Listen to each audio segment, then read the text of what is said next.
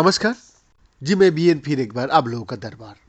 दर्शक, तनाव तनाव का स्थिति से जटिल संबंध होता है, जबकि भावनात्मक या तनावपूर्ण घटनाएं अक्सर अधिक यादगार होती है। तनाव यादों को याद रखना भी कठिन बना सकता है। पीटीएसडी और सामान्यकृत चिंता विकार जैसी स्थितियों में ये गतिशीलता एक परेशान करने वाला मोड़ लेती है, जिससे अति सामान्यकृत प्रतिकूल यादें बनती है जो सुरक्षित और खतरनाक स्थितियों के बीच अंतर करना मुश्किल बना देती है। हालांकि हाल ही तक स्थिति सामान्यीकरण में तनाव की भूमिका अस्पष्ट। नवंबर के सेल पत्रिका में प्रकाशित नए शोध से पता चलता है कि तीव्र चुनाव चूहों को विशिष्ट याद बनाने से रोकता है। इसके बजाय तनावग्रस्त चूहे सामान्यकृत यादें विकसित करता है, जिससे न्यूरॉन्स के बड़े समूह शामिल होते रहता है। The hospital for sick children और यूनिवर्सिटी ऑफ टोरंटो की मेमोरी रिसर्च पर सह वरिष्ठ लेखिका सीना जोसलिन कहती है, अब हम वास्तव में ये समझने का कोशिश करेंगे कि तनाव किस तरह से अप्रिय यादों को प्रभावित करता है, और मुझे लगता है कि ये सभी के लिए अच्छी खबर है। हम इसे संचालित करने और सिनेप्टिक तंतु की अलग करने में सक्षम थे, और ये भी दिखाते हैं कि इस घटना को व्यवस्थित रूप से उपलब्ध दवाओं का उपयोग करके हेरफेर या अवरुद्ध किया जा सकता है।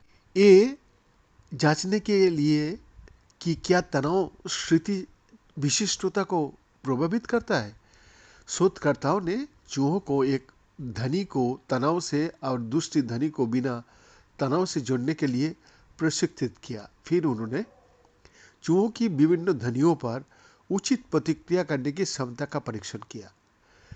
जिन चूहों को अत्यधिक तनावपूर्ण नियंत्रित अनुभव में रखा गया था, उन्होंने रक्षात्मक व्यवहार प्रदर्शित किया, चाहे उन्हें कोई भी ध्वनि सुनाई गया हो। वो दर्शाता है कि तनावपूर्ण अनुभव ने उनकी विशिष्ट यादों को बनाने का क्षमता में बाधा उत्पन्न किया है। इसके विपरीत नियंत्रण चूहों को, जो तनाव की अधीन नहीं थे, उन्होंने केवल मूल ध्वनि के जवाब में रक्षात्मक ठंड का प्रदर्शन किया। चूंकि तनावग्रस्त चूहों के रक्त में कॉर्टिकोस्टेरॉन का स्तर बढ़ा हुआ है, इसीलिए शोधकर्ताओं ने आगे परीक्षण किया कि क्या कॉर्टिकोस्टेरॉन स्वयं स्थिति निर्माण को प्रभावित कर सकता है। उन्होंने दिखाया कि प्रशिक्षण से पहले कॉर्टिकोस्टेरॉन प्राप्त करने वाली चूहों भी दो ध्वनियों के लिए विशिष्ट स्थिति बनाने में असमर्थ थे, और मेटिरोपेन एक रसायन जो ग्लूकोकॉर्टिकोकाइन संश्लेषण को रोकता है और प्रशासित करने से तनावग्रस्त चूहों की विशिष्ट स्थिति बनाने की क्षमता बहाल हो गया। विशिष्ट स्थितियां न्यूरॉन्स के समूह द्वारा एनकोड की जाती है, जिन्हें एनाप्स कहा जाता है। अधिकांश एनाप्स में केवल कुछ न्यूरॉन शामिल होता है, लेकिन शोधकर्ताओं ने दिखाया कि तनावग्रस्त चूहों द्वारा बनाए गए सामान्यकृत एनाप्स बड़े थे, क्योंकि आवश्यक जो अवरोधक इंटरन्यूरॉन गेटकीपिंग कोशिकाएं, जो आमतौर पर एनाप्स को अनन्य रखती है, अपना काम करने में विफल रहता है।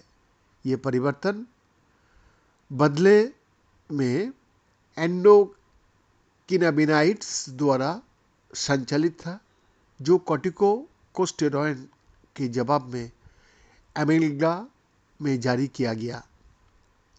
कैलगरी विश्वविद्यालय के तनाव शोधकर्ता और सर्ववरिष्ठ लेखक मैथ्यू हिल कहता है, जब हमने मस्तिष्क के एक क्षेत्र में सिर्फ एक विशेष प्रकार की कोशिका में कैनाबिनॉइड रिसेप्टर्स में हेरफेर किया तो इसने स्मृति विशिष्टता और एनग्राम के आकार को बहाल कर दिया।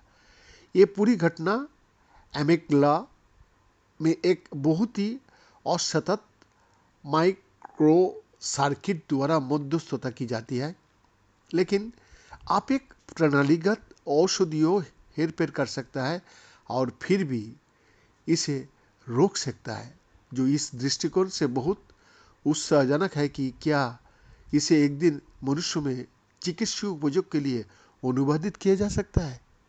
बीएन का एक्सक्लूसिव रिपोर्ट।